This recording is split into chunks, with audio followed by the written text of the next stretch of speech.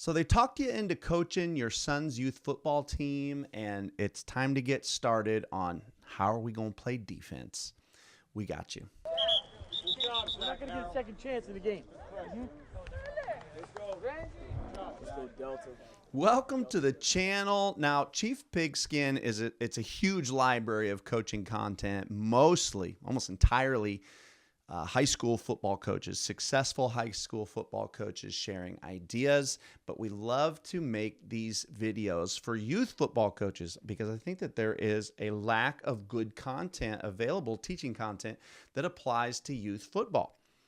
Now, when I coach youth, I coach high school football. I've been coaching, this will be my 24th season coaching high school football.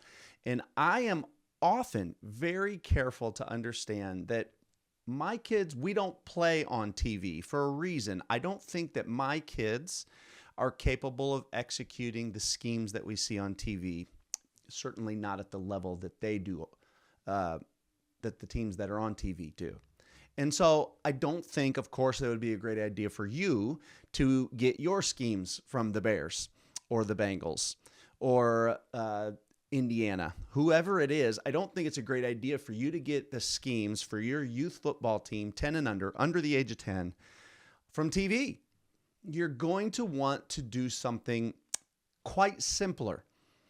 Though it may not look like it at times, the football scene on TV is a very high level of football. So let's start talking about how am I going to play defense and how do we play good defense? I don't like wasting anybody's time on a video if I've got really little kids. Let's dive into the presentation here. Good defense is not, okay? Good defense, when you got little kids, is not toughness. It is not aggression. So I beg you, don't waste even a minute trying to teach the kids how to be tough. Don't even waste a minute talking to them about how to be tough. You got what you got. When you're 8 years old, 9 years old, 7, whatever age you have, they come out of mom's car and that's how tough they are. You can't change it. Some kids are naturally a little bit, I call them a little crazy. It's unnatural for a kid to not be scared of contact. And there are some kids like that. And you got lucky if you get one or two. And your normal kids are a little scared of it. Over time, playing football, if you keep encouraging them and they keep showing up, they'll become less and less scared of contact. It just happens over time. And it happens when you have a little contact from time to time and you realize, hey, I was okay. So don't waste any time worrying about how tough they are or how aggressive they are. You're wasting your breath. Good defense is, especially for youngsters, is being in the right place. It's not being out of position. It's defeating blocking schemes. And it is having proper leverage, which means understanding how are we going to rally this ball carrier. Those are things that you should spend your time doing if you're coaching little kids. So that's how you're going to play good defense. So when you practice, you should practice the same way every day. If you got 10 and under kids, your practice should likely be 1 hour, maybe an hour and a half at most. And I've always thought it was a good idea to split your time 50-50. So you're going to spend a little bit of time on a warm-up. You're going to spend a little bit of time on some special teams because you have to. And then you're going to split what time is left on offense and defense. So let's assume I've got 30 to 35 minutes every day to practice defense. I'd like to take that time and split it into about 4 equal segments. That's going to give me around 8 to 9 minutes per segment. Here I've got 4 segments. I should start off practice with some tackling drills, some tackling stations. And when I say tackling, not only just the act of tackling, but also that's practicing leverage. Things like vice drills. You can find that here on YouTube. I created a video for tackling how I would do it right here on YouTube. I'll link that below. I think it's a great little compact how to not waste your time when it comes to tackling and how to find good tackling drills. I would pick out 3, depending on how many coaches I had. If I had 3 coaches, I would have 3 stations that's 3 good drills that I like when it comes to tackling and leverage, right? Creating vices, rallying somebody, right? Corralling a ball carrier. Spend your time doing that every single day. Then part 2 of practice. The second part of practice, now get into your individual drills. Hopefully you've got 3 of you guys coaching. And if you do, you've got 1 guy working with the defensive line, 1 guy working with your linebackers, and 1 guy working with your defensive backs. Each group should be focusing on the following. You should focus on, can you get in a really good stance? A good stance gives you a chance to start fast and move in any direction, right? So how can I start fast and prepare myself for contact? So if I am a defensive lineman, it's important to be in a good stance that is allowing me to really lean forward so I can attack the offensive line. But I have to be able to do that from balance and in a stance that I can get off quickly from, right? Because there's a lot of kids that at high school level that are going to struggle getting in a good stance. So certainly little kids will struggle getting in a good stance as well. Then you're going to have to teach them, what are we reading? What are we trying to do? Where should your hands go? And so you want to practice that over and over. This is what our stance looks like. This is what our first steps looks like.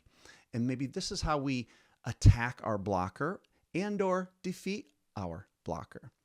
I'm going to work on those 4 things, maybe 1 or 2 other things daily, so that now I've got some kids that understand how to tackle, of course. And number 2, they know how to get a good start on each play. All right, part 3. Now I'm going to go to group time. In this period, I want to have my interior, my D linemen with a couple linebackers, maybe all 4. Maybe sometimes I work with only 2 of them. And I'd like to face an offensive line. I'm going to have this offensive line show the 3 or 4 most popular blocking schemes. I'll throw these up here. You've got power. You're probably going to see something like that. You're going to see some sort of outside stretch.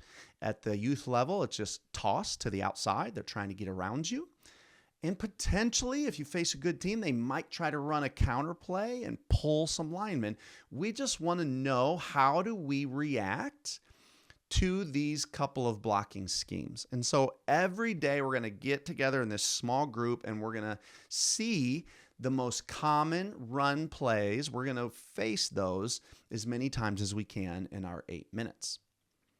Then at the same time, I've got my DBs working together. I've got my 3 defensive backs, and I've got whatever other linebackers I can spare. Maybe some days I use the inside linebackers. Other days I use the outside linebackers. And I might just see 2-man routes. I might defend passes to 2-man routes. I might have a full, what they would call full skeleton. So I might have all 3 of my DBs and 4 wide receivers facing me. And we're just going to see those pass plays on repeat, as many as I can see in 8 minutes. And we're going to try to see can we be in the right place? We don't want to be out of position. And then your 4th and final period is team defense. Now bring the kids together for 8 minutes and run plays at them. Now it's very difficult to get good plays run at you because most of your best kids are on the defense, which means that you've got your next best 11 trying to play an offense and run some plays at you. It's very difficult. Which is why I don't necessarily value seeing full plays run at me during this time. At the very least, I'd like to see different formations run at us and us align to it properly. And can I get the kids to talk to each other? Are they understanding what they're seeing? Who needs to move left? Who needs to move right? What's your job? And we'll get to what your jobs are here in a moment when we go to scheme. Now, so again, my number 1 priority in coming to team defense is alignment and adjusting to as many different formations as I can.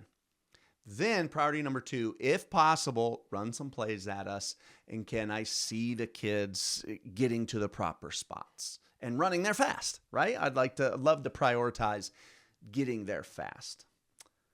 The next thing we'll talk briefly is scheme. And we're going to go to the whiteboard here in a moment. But you've got to know, You will win with talent. How much you win this year, it has a lot to do with just, are you more talented than the other team? But it also, you're going to win if you make fewer mistakes than the other team. When the talent is close, you're going to have a couple games where the talent is close. More games are lost by bad alignment and bad football, fumbles, making silly mistakes than they are won. And so you want to try to build a little defense that makes fewer mistakes. And that's why we put such a high premium on alignment and being good to the kids so they come back. Avoid these things. Okay, we're going to go to the whiteboard after this, but avoid these things. Avoid changing your defense after you lose. Avoid changing how you practice after you lose. So you got beat by 35 points last weekend and your kids missed a bunch of tackles because the other team had this ridiculously good running back, and you come back next week because, darn it, we keep hearing we need to work on tackling. And so we spend the whole 35 minutes tackling. I would recommend not doing that. Stay the course. Stick with your plan. Don't coach reactively, coach proactively. Here's our plan. We're going to stay the course. We're going to do it every day for all 10 of these weeks. And that's going to give us the best chance to actually improve as a team over the course of time. Because the reality is, you didn't miss a bunch of tackles because you're bad at tackling, quote unquote. You probably missed a bunch of tackles because that little kid is a super stud. He's more athletic than every other person you have. And he's going to make every team look silly. And you just shrug it off and keep encouraging the boys to keep playing. Because as you get older, get into high school football, it's harder and harder to be that much more athletic than everybody, right? But at your age, it's going to happen. Let's go to the whiteboard and let's talk scheme. If you're coaching kids that are 10 and under, what do I know? I've been coaching high school football now 24 years, varsity football, have been a head coach for 15. And I would just recommend, I think the 4-4 is your safest bet for this age, because you're not going to see a lot of teams that throw the ball, hardly at all. And when they do, they're really likely just throwing it up. And you're not going to see very complex passing schemes. So get in a formation that provides the following. Number one, up front, we've got 4 down linemen. So we have a chance to stop that initial push or give ourselves to stand up against it. I have 2 force players, meaning 2 guys whose specific job is don't let anything outside of you. And that's going to really help at this age because of how much toss you're going to see to the sideline, just horizontal stretch. When the other team just has a fast kid, they're just going to try to get him out there. And so we want to be able to make sure we have a guy who knows his job specifically is don't let it outside of me. And if you coach him up over the course of 10 weeks, he can get a little better every week. And now I've got 3 DBs who can stay over the top of everything. Now this gives my defense levels. When they do pop a play, I've got a second level and a third level so that I can give up less 80-yard plays, right? That's what I want to avoid. I want to avoid that drive where they snap the ball once. It was an 80-yard play for a touchdown. That's how you get beat often. You want to avoid that. You want to make them snap it again, make them snap it again, make them snap it again. And now there's a chance that they make a mistake. They have a bad snap. They fumble it. And you then have made your stop. Okay? All right. Next step of this defense. And we're getting near the end of this video. This is very much so an overview of how to start coaching your defense at this youth level. Beyond this, if you want to go deeper, I highly recommend, I will link a 4-4 for youth football below from our website. This is a great one. In fact, I'll leave 2 links to 2 different 4-4 defenses below. But of course, you can take to YouTube and continue to search. But I think this is one of the most important parts of coaching youth football, especially for 10 and unders. Instead of, this is the most common mistake, you're going to put 4 D linemen down here. And the most common mistake that people make when coaching football is they think that these guys' job is to, quote unquote, we call it get in there. They believe that these four men's job is to get in there, wreak havoc, and get into the backfield. That's likely the most common mistake of young or newer football coaches or people that haven't been in the game very long. They believe that their purpose is to get into the backfield. Now, there might be a time. In fact, it's a good idea to have a time in your defense where you're allowing those guys to, we'll say, take the reins off and go. There's a time. Is it 3rd and 40? Right? This is a great time to just get in there, get into the backfield. But on 1st and 10 and 2nd and 4, it's not such a good idea to just get in there. What happens when you just get in there is you run past the play. And any level of blocking scheme, a good blocking scheme, any good blocking scheme at all, simply uses that against you. So you instead want to think about defeating the blocking scheme. The easiest way to do that for little kids is to just there's a little portion of our defense, our high school defense, where we do this, but we just want to block the blocker. So instead of putting these guys in gaps, put these 4 over offensive linemen. We want to line up directly ahead of them. We want to teach these kids how to get off. Take a quick YouTube search here on a 6-point explosion or a 4-point explosion. We're going to teach them how to get off explosively and get hands on that blocker. I want to attack this man, which means if this man were trying to skip me, I would actually move with it, right? Because I'm reaching for him. I'm trying to reach at him. If he's trying to skip me, I would move with him. If he were trying to pull in the other direction, it would take me with him. I really want to teach my kids how to be able to, number one, meet force with force. So now we've created a stalemate here at the line of scrimmage, and how to play at the line of scrimmage.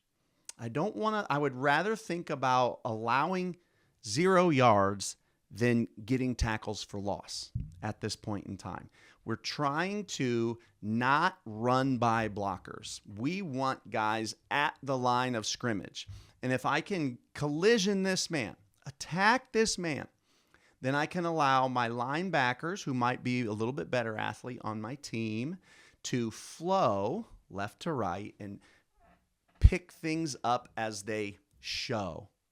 So your linebackers, you're going to teach them, well, they're fillers. What they're looking for is the first open window. Now, this is not a defense that you're going to run at a high level of play, high level high school ball, certainly not college football. But what we're trying to do is minimize mistakes for our 10-year-olds so that we can make sure we have the most amount of guys in the right places the most amount of times. So they are going to be fillers. I'm going to pick a back with each game plan. Who's the back we want to key? By default, we want to key a fullback, that lead blocker. And if he goes inside, we fill inside, straight downhill. I'm looking inside out for the first open window. So if this man were to be blocking him and he's blocking him because we're trying to fight blockers and a natural window forms, then this linebacker would fill right through this window right now. If this window closes tight and the window forms just outside of it, then this linebacker is going to fit just outside of that. Again, the first open window inside to out. So I'm teaching these kids to be fillers. If everything flows fast to the outside, my lead blocker goes taking off way outside, then my guys are going to pursue, still downhill, always downhill, trying to teach us downhill, but he's going to pursue more at this 45-degree angle, looking for that first open window. We're looking for the first open window inside to out, and this man is moving with him inside to out, and they should always kind of be the same distance from each other until that first man fills. Once that first man finds a spot to fill, then the second man is welcome to find his own hole to fill. And once in a while, when you're running a 4-4, this backside linebacker could even end up fitting outside his buddy who used to be nearer to the play. But his rules are the same. We're fitting downhill, inside out, towards the guy that we're reading. So when it comes to blitzing, what blitzes would I run? The first thing you should do is just have a go call. So in a go call, I'm going to put both of my DNs in the C gaps. I'm going to put one of my D tackles in a B gap and one of them in an A gap. And I'm going to allow them to simply go. Remember what I said earlier, that just going is not a good idea unless you're pretty darn sure they're going to throw the football. Or in this case, number one, could still be true. I know it's a passing down. Or number two, that it offers a good little change up. It's a change of pace to what those blockers are used to seeing. And now once in a great while, I'm just asking my kids to, or allowing them to just go. So I would have a go call. It's going to put them in the gaps and allow them to go. And the last thing I would have is an opportunity for both of my inside linebackers to blitz. So if I'm going to blitz both inside backers, I would leave my DNs on blocking the blocker. I would move both of my tackles into their default go call. So you're going to treat it like a go. And now my inside linebackers are going to come up into the gap opposite of their D tackle, and they also are going to go. I would show it and go at the 10 and under level. This can really wreak havoc because it's uncomfortable. It's uncomfortable for linemen. It's uncomfortable for quarterbacks. You just want to be careful not to use it too often, because if they are able to still get this ball off and to the outside on some sort of sweep, you have lost what are likely your two best tacklers who used to be able to get some pursuit on that. You've lost them because you've stuck them both in the A gap. So that's what you have to be careful of, and why I wouldn't overuse it. You're going to get burnt. And if you remember, one of the keys to playing good defense with little kids is making fewer mistakes. So this is going to just cost you. It's going to cost you that big play. But if you use it sparingly, you could just force some big plays. But don't fall in love with it. And then I want to teach and work on, plenty of resources here on YouTube, teach and work on this man. How do I force the ball back in? All right? The number one recommendation I have is do not allow him. We don't want to fall off the cliff. The cliff is, let me undo that. The cliff is a line 1 yard beyond the line of scrimmage. I want to get here, but I don't want to run beyond that cliff to try to force this back in.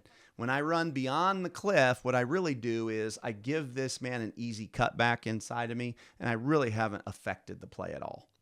If I only get to the line of scrimmage and try to take this on, always leaving my outside arm free, take it on, outside arm free, now I'm constricting that lane, how much room this guy has to run. I've taken some space away and allowed my guys here a chance to make plays and for our pursuit to get to the ball carrier.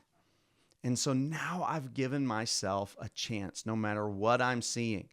Again, remember I said in team time, you're working on how are we going to align to each formation?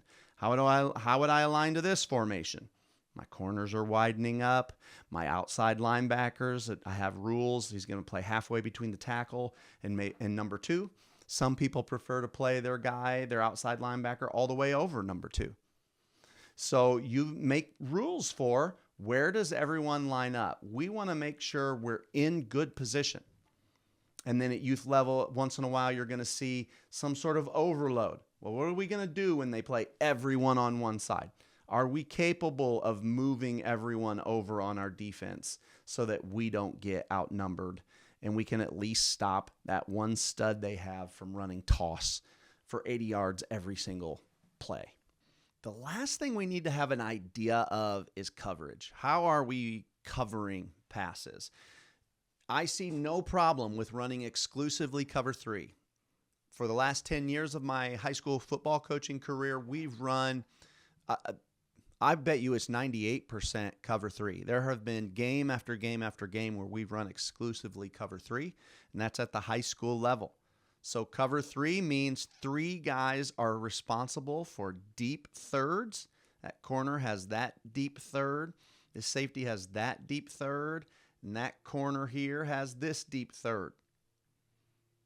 And then you have 4 zones underneath. Your outside linebackers are responsible for the flats. I define them as about 10 to 12 yards outside the hash. And then, so let me go ahead and draw this one up for this linebacker as well. This linebacker is dropping to that zone. This linebacker drops to that zone and covers anyone in it. And then your 2 inside linebackers have what are known as hooked curls. Hook to curl, they call it. So those 2 have hook to curl, which is really this zone about 10 to 12 yards just inside the hash.